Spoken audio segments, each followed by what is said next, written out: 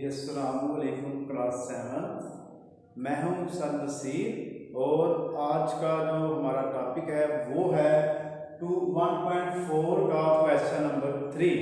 इससे पहले हमने क्वेश्चन नंबर 2 है वो भी किया, वो भी सेम ऐसे ही था। 3 भी ऐसे ही है, 4 भी ऐसे ही है। तो आज मैं आपको क्वेश्चन नंबर 3 है, इसके दो पार्ट से एक पार्ट करवा दूंगा, दूसरा पार्ट आपने खुद करना है। फिर क्वेश्चन नंबर 4 के दोनों पार्ट्स आपने खुद करने हैं।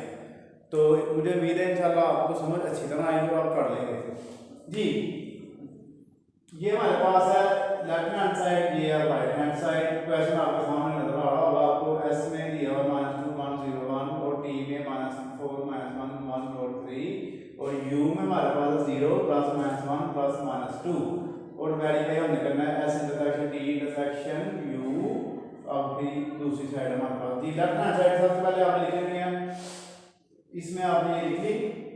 सबसे पहले आप देख रहे हैं एस है, तो एस की वैल्यू आप लिखेंगे, फिर ब्रैकेट लगाएंगे ये वाली, फिर कर्ली ब्रैकेट लगाएंगे आप। टी की वैल्यू आप लिखेंगे और इंटरसेक्शन फिर आप लिखेंगे इसकी यू की वैल्यू। सबसे पहले जो हिसाब सॉल्व करना है वो ये है ब्रैकेट वाला, इसको आप सॉल्व करें। आप देखेंगे इन यहाँ पे देखें एक ट्रिक मैंने यूज की है आपके लिए। जो एस आपने जो सेट आपने यू लिखना ना उसको एक्सपेंड फॉर्म में लिख लें, वो इंटीजर्स हैं। तो देखिए 0 है, इसका मतलब ये क्या है कि प्लस वाला 1 है और माइनस वाला 1 है। इसका मतलब क्या है कि ये प्लस वाला 2 है और माइनस वाला 2 है। यहाँ पे आप देखें मैंने 0 तो मैं लिख लिया, प्लस वाला 1 इधर, माइनस वाला 1 इधर, प्लस वाला 2 इधर, माइनस वाला 2 इधर। इस तरह आपको आंसर निकालने में जरा आसानी हो जाएगी। अब आप ये देखिए इन दोनों में क्या सेम है, इन दोनों में 4 तो नहीं है, -1 दोनों में है, ठीक है वो आ गया। +1 भी दोनों में है, वो भी आ गया। 2 नहीं है, तो ये हमारे पास इसका पहला आंसर आ गया। अब आपने इन दोनों का फिर दोबारा इंटरसेक्शन करना है। इंटरसेक्शन में फिर आप देखिए दोनों में कौन सेम है, तो 2 तो नहीं है इसमें, -1 भी और +1 भी है, तो ये एक साइड का हमारे पास आंसर आ गया। दूसरी साइड में आपने सेम यही पूरी वैल्यू लिखनी है, बस ब्रैकेट की जो पोजीशन है वो यहाँ से यहाँ पे आ जाएगी। पहले दो पे ब्रैकेट आ जाएगी, दूसरी एंड वाली आपकी सेम आएगी। अब आपने पहले दो सॉल्व करनी है। आप देखें इन दोनों में क्या सेम है जी, आप देख सकते हैं जी इन दोनों में -1 और +1, इसके अलावा कोई और वैल्यू मैच नहीं हो रही। अब आपने इंटरसेक्शन लगा के जो लास्ट सेट यू है वो लिख लेना है।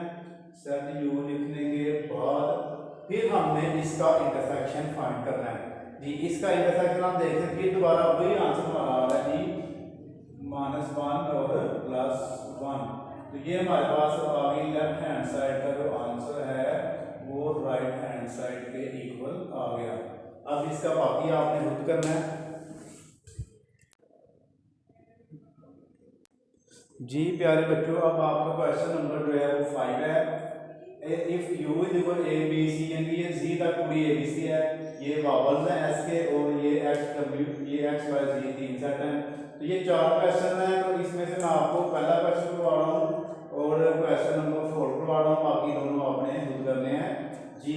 पहला क्वेश्चन क्या है, S union empty set is equal S. अगर हम एस का एम्प्टी सेट के साथ यूनियन करें तो फिर वो दोबारा ही क्या आएगा जी, क्या आएगा जी, एस ही आएगा जी। देखिए लेफ्ट हैंड साइड आप लिखेंगे S union empty set is equal, आपने एस का प्लरल लिखा, यूनियन एम्प्टी सेट लगाया, तो आपने उनको मिलाया तो दोबारा एस ही आ गया लेफ्ट हैंड साइड से राइट हैंड साइड। अब आ जाए क्वेश्चन नंबर 4 पे, ये T union T complement is equal U. अब यहाँ पे हमारे पास ये चीज आ गई है मेन कॉम्प्लीमेंट। पहले आप टी का कॉम्प्लीमेंट निकाल लेंगे। कॉम्प्लीमेंट का फार्मूला होगा कि हम उसको यू से माइनस करें, किसी भी वैल्यू का कॉम्प्लीमेंट निकालना तो आपने उसको यू से माइनस करना है जी। u माइनस टी, तो u की वैल्यू a से लेके z तक सारी आपने माइनस t की वैल्यू x y z। अब आपने इसमें से ये 3 वर्ड बस निकाल देने हैं। जब आप निकाल लेंगे तो a b c और ये w तक आ जाएगा, x y z निकल गया। अब आपने क्या करना है, ये जो आंसर आया इसका और t का दोबारा यूनियन करना है। t की वैल्यू पहले आएगी और फिर यूनियन फिर कॉम्प्लीमेंट। t की वैल्यू आप लिखेंगे x y z यूनियन और कॉम्प्लीमेंट का जो आंसर आया वो लिखेंगे आप। अब फिर इनको मिला दें आप, तो ये हमारे पास आ जाएगा a b c z तक। तो आप देखिए दोबारा ही u आ गया हमारे पास, तो ये हमारे पास आंसर आ गया इसका। अब बाकी क्वेश्चन आपने खुद इसके करने हैं। अल्लाह हाफिज़, अपना बहुत सारा रखिएगा।